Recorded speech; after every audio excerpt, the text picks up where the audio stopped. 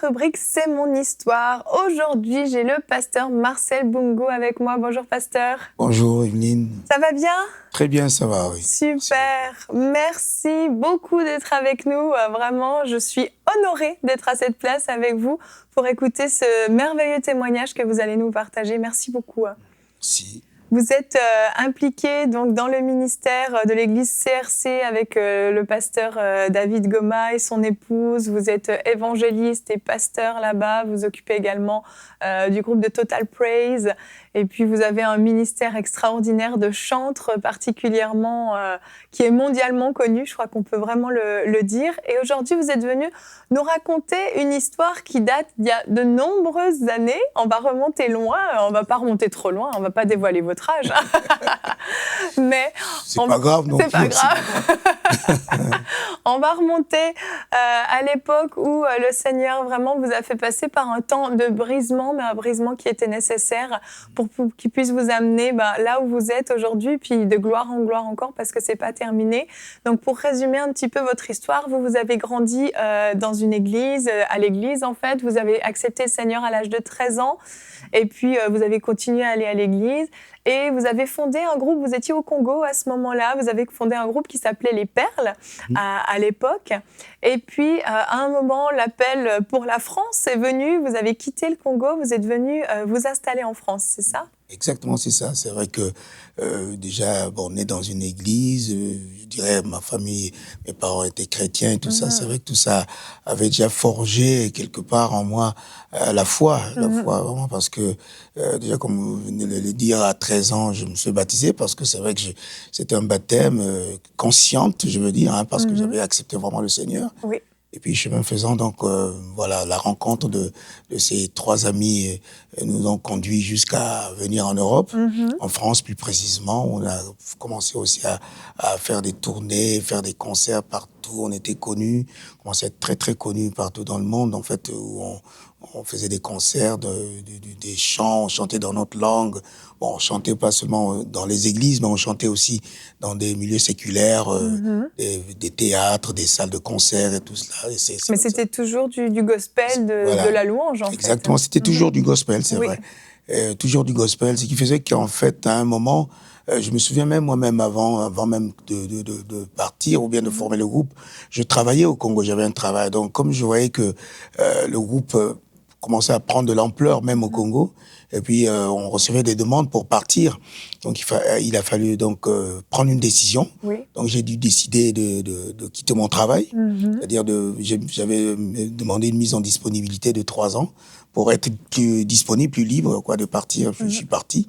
Finalement, c'était une décision que Dieu avait mis dans mon cœur parce que ce qu'il fallait, parce que derrière moi, justement, l'entreprise que je travaillais avait fermé. Oh, donc oui. Si j'étais revenu, même j'aurais pas pu reprendre. Mais de toute façon, vous n'êtes jamais revenu parce que vous avez fondé le groupe The Palata, les Palata. Les Perles qui est devenu Palata. C'est ça, exactement. C'était les mêmes 3 amis avec vous, c'est ça ? Exactement, ouais, c'est ça. Ouais. Et puis on est arrivé à un moment où je commençais à sentir le poids vraiment de ce ministère, en fait, le poids où je me disais pourquoi je chante, ça sert à quoi? Parce que on faisait vraiment, ça faisait du succès, ce groupe-là, ça fait du succès partout où on passait, mais je m'étais rendu compte qu'en fait ça devenait simplement un travail, sans plus, parce que je me sentais plus bien. De moment même j'étais déprimé, parce que je n'avais pas la paix, la joie en moi, même si je chantais des chants qui étaient des chants religieux, disons de gospel et tout, mais il y avait plus cette joie-là en moi. Et à un moment, donc, je me suis posé la question, j'ai dit, Seigneur, je dois m'arrêter pour savoir qu'est-ce qui se passe. Et le Seigneur, donc, a amené des choses qui ont fait que tout sur quoi je m'étais déjà fixé, j'avais une famille, une belle famille, mon épouse, mes enfants, tout cela, donc ça marchait bien. J'avais tout ce qu'il fallait, une maison, des choses qu'on a besoin pour vivre. Oui. Et à ce moment-là, tout s'est écroulé. Le Seigneur a fait que tout cela s'écroule et que je commençais à me poser des questions pour savoir pourquoi ça s'écroule, ça s'est écroulé. Il y a eu le divorce, votre voilà, épouse il y a eu le divorce, qui avait demandé le divorce parce que vraiment j'étais quelqu'un qui était souvent parti, je n'étais jamais à la maison et tout ça, donc c'est vrai que ça a fait que la famille a éclaté, ça a mené jusqu'au divorce. Et à partir de ce moment-là, j'ai commencé à vraiment chercher le Seigneur. Le Seigneur, je pense qu'il avait occasionné cela pour que je le cherche vraiment. Oui. Et après, j'ai pris un temps de recueillement. J'ai pris 3 jours dans le jeûne et prière. J'ai commencé à demander le Seigneur pourquoi cela, pourquoi je vivais ces choses et tout ça. Mais le Seigneur voulait vraiment voir mon cœur, voir qu'est-ce que je voulais réellement. Ce qu'il voulait plutôt de moi aussi. Et alors, en ce moment-là, le Seigneur me dit, écoute, voilà, je t'ouvre les yeux afin que tu voies ce que tu es réellement spirituellement. Et tout d'un coup, j'ai eu une vision. Là où j'étais, j'ai eu une vision. J'ai vu comme un écran qui s'est devant moi, qui s'est ouvert. Puis j'ai commencé à voir ma vie. J'ai commencé à voir en fait tout ce que j'étais, tout ce que je faisais dans les ténèbres, tout ce que je faisais dans mes péchés, mes déboires, toutes ces choses-là. Alors que j'étais chrétien. J'étais chrétien. Et à partir du moment-là que j'ai vu ça, je dis c'est pas possible que ce soit moi. Oui, c'était moi. J'étais vraiment aveuglé par le péché. Et en ce moment-là, donc, j'ai commencé à me repentir. J'ai demandé pardon au Seigneur. J'ai dit, Seigneur, pardonne-moi, pardonne-moi. Maintenant, je me livre à toi, je me consacre à toi. Je sais que c'est toi qui as occasionné ceci, mais je me donne à toi. Fais de ma vie ce que tu veux. Et c'est à partir de ce moment-là, vraiment, j'ai senti l'amour de Dieu m'envahir d'une façon incroyable que je n'avais jamais senti. Vraiment. Et là, au sorti de ce moment-là, donc, il fallait que je prenne maintenant des décisions. Oui. Ou des décisions même de m'arrêter, de quitter le groupe. Et ça a dû être une décision difficile quand même. Difficile parce que vous aviez perdu votre famille était éclatée. Le groupe, c'est un peu une deuxième famille, j'imagine. Vous passiez tout votre temps ensemble et là, il fallait quitter le groupe. Mais vous saviez qu'il fallait le faire. Oui, qu'il fallait le faire. Il fallait le faire parce que je sentais un appel pressant vraiment du Seigneur pour le servir autrement, pas seulement le chant. Oui. Et c'est là où je comprenais que le chant était un moyen par lequel le Seigneur me donnait pour exercer le ministère. Je ne savais pas de quoi il s'agissait, mais c'était le ministère. Et puis, je me suis souvenu que dans mon enfance, dans ma jeunesse, j'avais demandé au Seigneur, dit Seigneur, un jour, je serai pasteur. Ce que j'avais demandé. Mais bien avant ça aussi, c'est vrai que j'avais fait des rencontres avec le pasteur David, qui à l'époque n'était pas encore un pasteur. Il était un ami, c'était un ami, vraiment, on s'est retrouvés. Puis, on a monté des groupes ensemble, on a chanté ensemble et tout ça, qui a fait que ça a mené quelque chose, un peu une bouffée vraiment dans ma vie, une bouffée d'air dans ma vie, au travers de tout ce que je traversais, tout ce que je vivais. On a une vidéo d'ailleurs du pasteur David et vous qui étiez en train de chanter ensemble sur la vidéo. Le pasteur David est à gauche, vous êtes plus sur la droite. Ouais. On peut peut-être regarder la vidéo tout de suite. Oh, when the saints go marching in. Oh, when the saints go marching in. Oh, Lord, I want to do that number, Lord, where the saints go marching in. Oh, when the saints go marching in. Oh, when the saints go marching in. Go marching in, Lord, I want.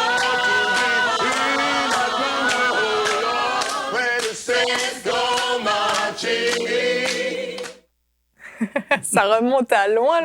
Ça remontait à loin. Vraiment. Et là, c'était comme une connexion divine, mais vous ne le saviez pas encore. Disons que on était déjà un peu avancé quand même dans la relation avec le pasteur David, qui à l'époque, justement à cette époque-là, n'était pas encore votre pasteur. Oui. Le CRC n'existait pas à ce moment-là. Ça n'existait pas à ce moment-là. Donc, c'est vrai que ça a frayé aussi. Ça a ouvert des portes, en fait, cette relation avec lui, qui a fait que là-dedans même, c'est là qu'il a rencontré même son épouse actuelle, donc pasteur Jocelyne Goma. Et c'était par rapport même à toutes ces rencontres-là qu'on avait eues. C'est vrai que ça a ouvert un chemin qui a fait que, voilà. Et ce chemin faisant donc, en fait, voilà, il y a eu pas mal de bouleversements après cette expérience-là que j'avais. C'était un peu une reconversion. Voilà, une reconversion. Vous êtes vraiment donné à Dieu là, et vous renonciez à tout. Parce qu'il y avait une prise de conscience quand même que tout ce qui avait été fait avant n'était pas pour la gloire de Dieu, mais pour votre propre gloire finalement. Ça c'est sûr. Pour moi, vraiment, c'est comme ça que je l'avais senti. C'est dur quand même ça. C'était dur. C'est comme ça que je l'avais senti. Bien sûr, je sais que le Seigneur honorait sa parole parce que j'ai vu même quand je chantais, étant comme ça, j'ai vu des vies. Des gens qui étaient touchés au travers de tout ce que je chantais, parce que c'est la parole de Dieu que je chantais quand même. Donc Dieu touchait les gens au travers de ça. C'est ça, c'est plus votre cœur en fait, voilà, qui était loin de lui. Le cœur qui était loin de lui. Et à partir de ce moment-là, donc Dieu a permis vraiment que je puisse même faire un de mes premiers CD que j'avais fait, qui a fait que ça a déclenché, ça a ouvert les portes. J'ai quitté les Palatas et ça m'a ouvert les portes pour aller maintenant voilà, rentrer dans le ministère. Et la rencontre avec le pasteur David a fait qu'il a ouvert le centre du réveil chrétien, le CRC. Donc, il m'a simplement invité, mais pour aller, j'ai dû prier, vraiment demander au Seigneur s'il était d'accord, s'il était... Là, vous ne vouliez plus vous tromper. Je ne voulais pas me tromper. C'était Seigneur, là, vraiment. Exactement. Dis-moi ce que tu veux. Alors, c'est là où j'ai prié. Quand j'ai prié, justement, je dis, Seigneur, conduis-moi là où tu veux me conduire. Et c'est là où j'ai eu une grande vision. J'ai vu le pasteur David, on était dans une voiture, une pick-up, et on était debout dos à dos, et lui, il avait la Bible, donc quand il prêchait, avait comme des bombes qui tombaient devant, qui s'éclaboussaient pour détruire les puissances des ténèbres qui nous poursuivaient. Et moi, derrière, dos, contre dos, je chantais. Quand je chantais, il y avait aussi des bombes qui faisaient que les démons qui nous poursuivaient, étaient explosés. Wow. Ça m'a fait, c'était tellement puissant. Je me suis dit, bon, ok, Seigneur. Ok, je pense qu'il faut que j'y aille. Il faut que j'y aille. Je vais vraiment aller dans ce ministère que tu m'as dit. Donc, c'est pour ça que j'étais parti. Et là, donc, j'ai été formé. Et, il m'a formé, il m'a enseigné et tout. Donc, après, j'étais consacré pasteur. Ça s'est passé en 2005. J'étais consacré pasteur, évangéliste aussi avant et tout. Donc, c'est tout ça qui a fait qu'aujourd'hui, c'est vrai que je peux bénir le Seigneur vraiment pour ce brisement-là. Oui. C'est ce brisement-là qui m'a fait prendre conscience vraiment qu'en fait, que le talent qu'il m'avait donné, Dieu m'avait donné ce talent-là, où je voyais les vies des gens transformées. Mais il fallait que je sois moi-même aussi comme un conducteur.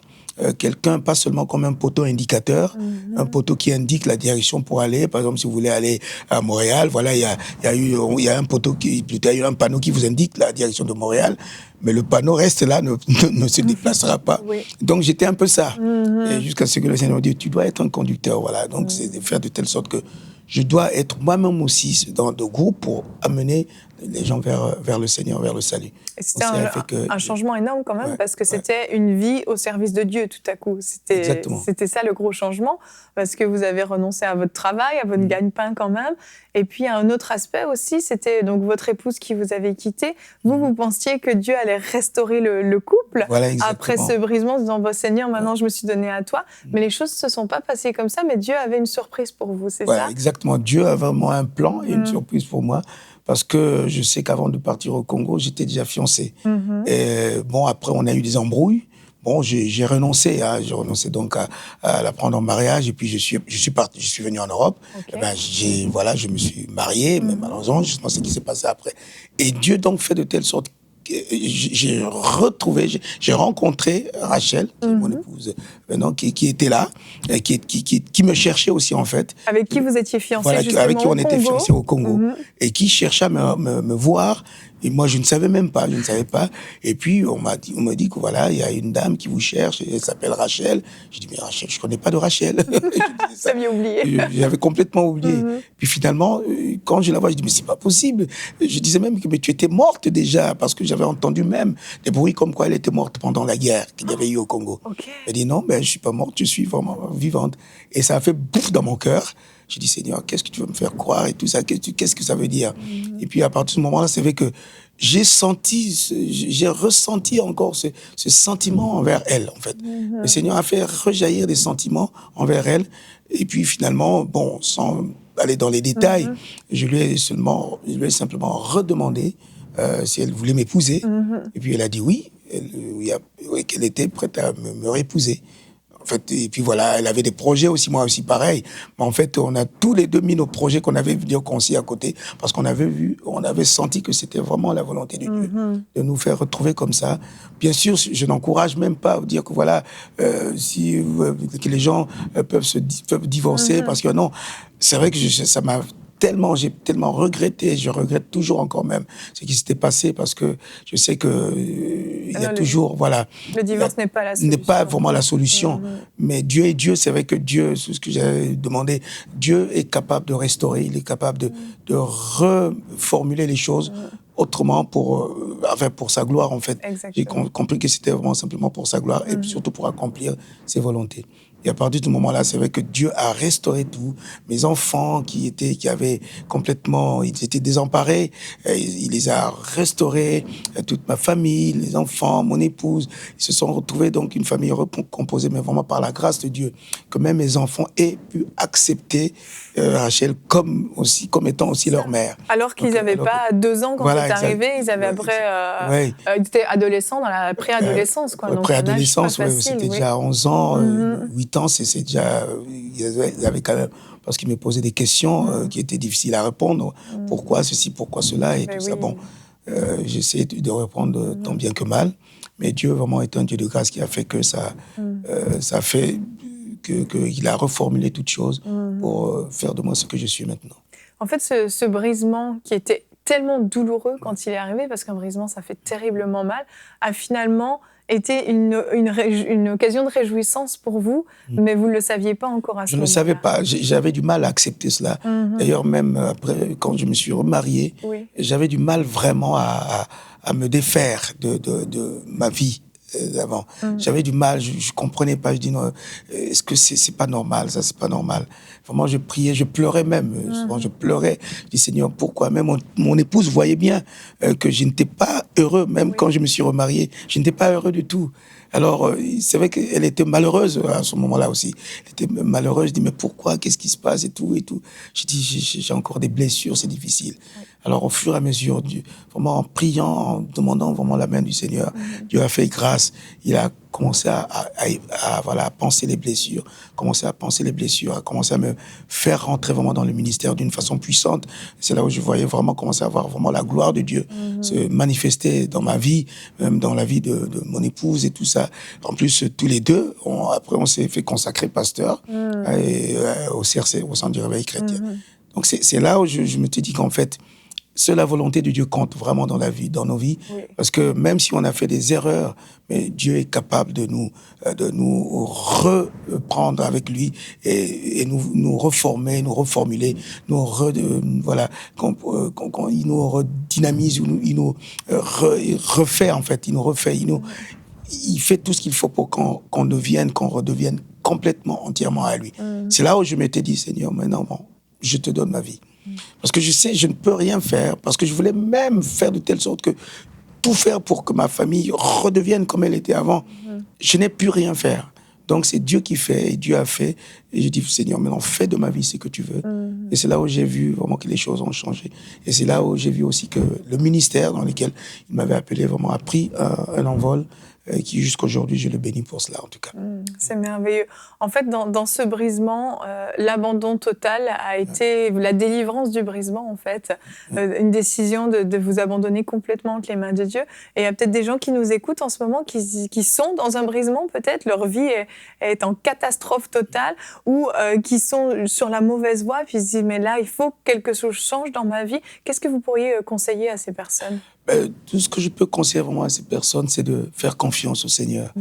C'est vrai qu'on peut même vouloir quelque chose de tout notre cœur, évidemment. On est sincère, on est vrai, comme moi je l'étais d'ailleurs. J'étais sincère, je ne voulais pas de ces choses-là. Je ne voulais pas parce que je ne m'étais pas marié pour, après être dans un divorce.